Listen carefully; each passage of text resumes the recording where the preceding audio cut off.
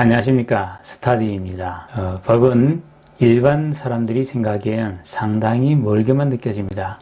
그 이유는 법이 우리가 일생생활에 너무나도 많이 벌어지고 있지만은 그것을 해석하고 적용시키는 데는 상당히 어려움이 있는 것이, 변호사라는 법을 해석하고 또 정리해주는 그러한 직책이 상당히 적다 보니까 그분들을 만나는 길이 그렇게 쉽지가 않습니다.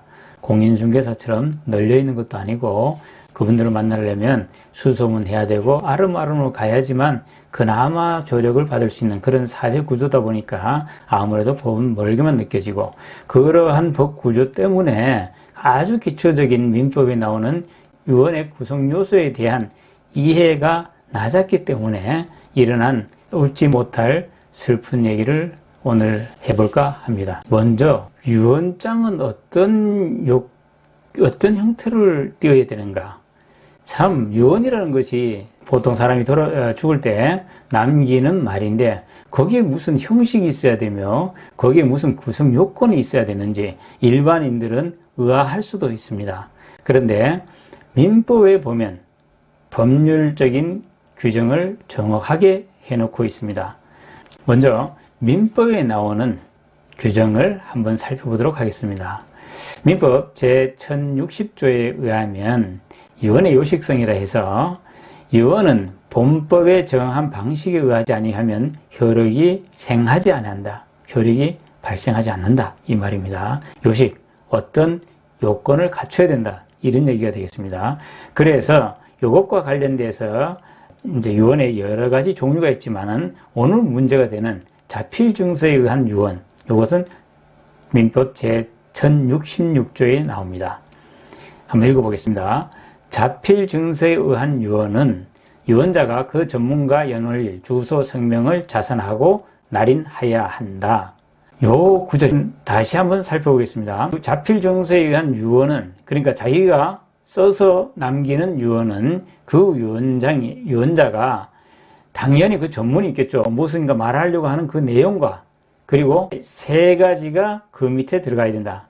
그게 무엇이냐면 연월일, 그 다음에 주소, 그 다음에 이름을 자서를 하고, 또한 날인까지 해야 한다. 날인이 없어서 분쟁이 생기는 경우도 상당히 있습니다.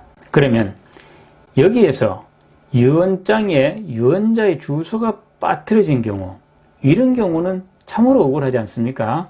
누가 했다, 자기가 썼다, 그 다음에 연월이 있고, 그 당사자가 있고, 그 다음에 이름이 있고 날인이 있는데 주소가 없다.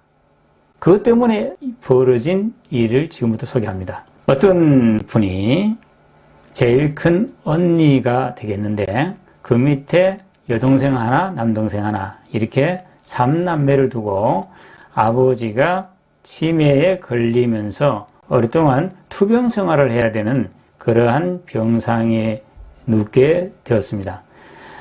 아버지의 치매와 오랜 병상에서의 투병 생활로 꽤 큰 대지 100평짜리, 그리고 상당히 요즘이다, 7호선 전철역에서 불과 2분 거리 이내에 있는 큰 4층짜리 상가주택을 살고 있었는데, 투병 생활로 인해서 돈이 자꾸 쓰이다 보니까 전세 세입자들, 다시 말하면 그 안에 있는 주택들은 세입자들을 주면서 전세로 돈을 다 뽑아서 그 전세금은 전부 아버지 병원비로 들어갔습니다. 그러던 와중에 설상가상으로 어머니마저도 몸이 쇠약해지면서 거동이 불편하고 치매기까지 있다 보니까 대기업을 다니다가 퇴사를 한 결혼 정년기에 놓친 제일 큰 딸은 두 분을 병간하느라 몸마저 쇠약해져 갔습니다. 기업체 다니면서 모은 돈은 이래저래 병수발 속에서 다 없어져 갔고, 그러한 가운데 병상에 있던 아버지는 이 큰딸을 위한다고 유언장을 남깁니다. 거기에 모든 것을 딸에게 상속한다, 그런 유언장을 쓰고는 결국은 돌아가셨습니다. 다 끝나고 나서 비전 눈덩이처럼 불러놨고, 그것을 정리하는 과정에서 이제 생겨난 일들입니다. 누가 충고하기를 공증을 받아놔야 된다. 그래서 이 제일 큰 언니는 공증을 받기에 이릅니다. 이 문제를 해결하기 위해서 변호사를 찾아갑니다. 변호사를 찾아가는데 몸도 불편한 어머니를 업고 끌고 해서 서초동 법원가에 누구 소개로 변호사를 만났습니다. 그 변호사는 유언장을 보고 이거면 언니 앞으로 재산을 물려받을 수 있다. 이렇게 얘기를 하면서 수임료를 500만 원을 받았습니다. 재판을 진행하는 중에 이 언니가 이해하지 않은 광경을 목격을 했습니다. 그 광경은 무엇이냐면은 재판을 하는 판사가 유언장의 효력에 대해서 모르냐고 이렇게 묻는 겁니다. 그때 이 언니는 모를 수밖에요. 그 변호사가 된다 했으니까 그 말만 믿고 따라왔고, 그런데 나중에 이 유언장 성립 요건에 주소가 빠지면 안 된다는 사실을 발견하게 되었습니다. 이것을 소송하자고 한 변호사는 그것을 몰랐을까요? 참으로 답답한 마음에 그 변호사에 대한 이력을 한번 살펴보게 됩니다. 다른 사이트에 들어가서 그 변호사 이름을 치니까 그 변호사가 나오는데, 이분이 TV에서 아주 유능한 변호사로 인터뷰를 받은 그러한 장면까지 있는 것을 발견하게 됩니다. 변호사가 1심 재판서 18년형을 선고받은 형사범을 2심에 무죄 선고를 받았다고 자랑하는 그러한 TV에 출연을 한 모습을 보게 되는 거죠. 그런데 이 변호사는 그 과정에서 항상 바쁘다면서 전화도 잘 안 받고, 그리고 뭔 일이 그렇게 바쁜지 재판정에 가서는 졸고, 그러한 모습을 보이더니 결국 이러한 결과를 초래하게 된 것입니다. 다시 말씀드리면 재판 갖는 과정 내내 정말 성의 있는 모습이라고는 거의 안 보여줬다고 하소연을 하는 겁니다. 그래서 판결문을 가져오려고 해서 한번 그 판결문을 받아보았습니다. 판결문에 다른 내용은 없습니다.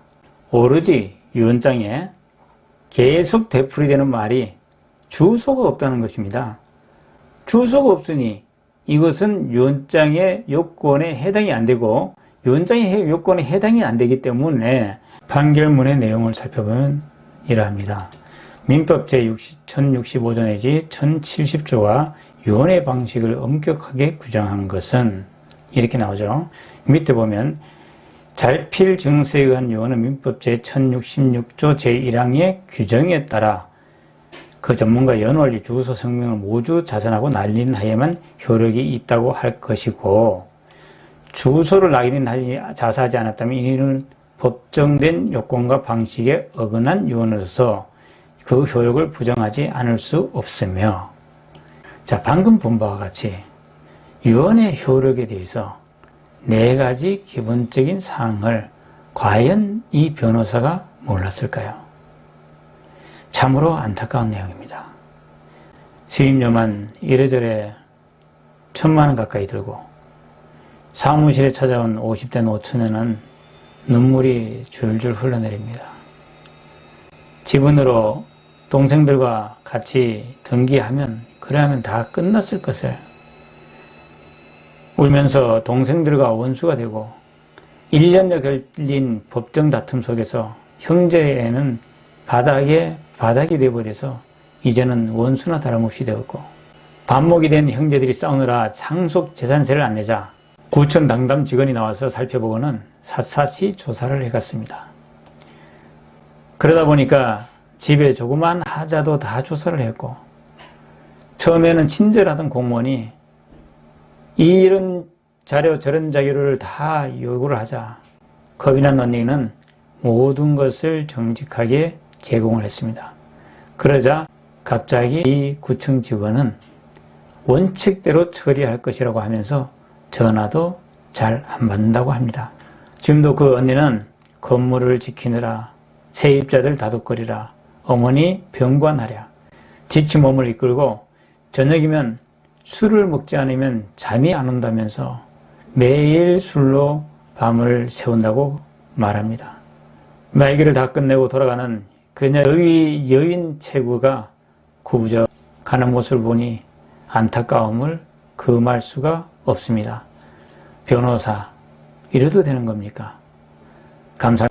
구독, 좋아요 부탁드립니다.